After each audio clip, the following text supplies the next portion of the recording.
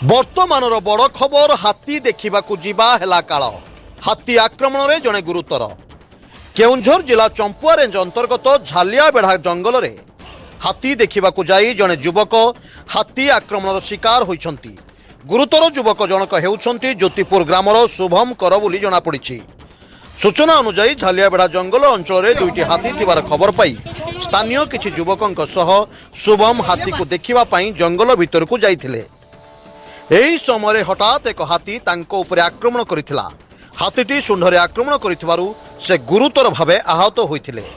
ଘଟଣା ସମ୍ପର୍କରେ ଖବର ପାଇ ବନ ବିଭାଗର କର୍ମଚାରୀମାନେ ତୁରନ୍ତ ଘଟଣାସ୍ଥଳରେ ପହଞ୍ଚି ଆହତ ଯୁବକଙ୍କୁ ଉଦ୍ଧାର କରିଥିଲେ। ପରେ ତାଙ୍କୁ ଚିକିତ୍ସା ପାଇଁ ଭଣ୍ଡା ମେଡିକାଲକୁ ପଠାଇଥିଲେ। ସେଠାରେ ଶୁଭମଙ୍କ ଚିକିତ୍ସା ଚାଲିଛି। ଏହି ଘଟଣା ପରେ ବନ ବିଭାଗ ପକ୍ଷରୁ ଲୋକମାନଙ୍କୁ ଜଙ୍ଗଲ ଅଞ୍ଚଳରେ ଥିବା ବନ୍ୟଜନ୍ତୁଙ୍କ ନିକଟକୁ ନ ଯିବା ପାଇଁ ଏବଂ ହାତୀ ଦେଖିବା ପାଇଁ ଭିଡ଼ ନ କରିବାକୁ ପରାମର୍ଶ ଦିଆଯାଇଛି।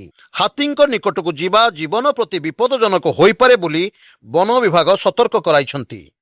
କେଉଁଝରରୁ ଜିଲ୍ଲା ପ୍ରତିନିଧି ଦଶରଥ ବାରିକଙ୍କ ରିପୋର୍ଟ, ସ୍ୱତନ୍ତ୍ର ଓଡ଼ିଶା ଲାଇଭ୍।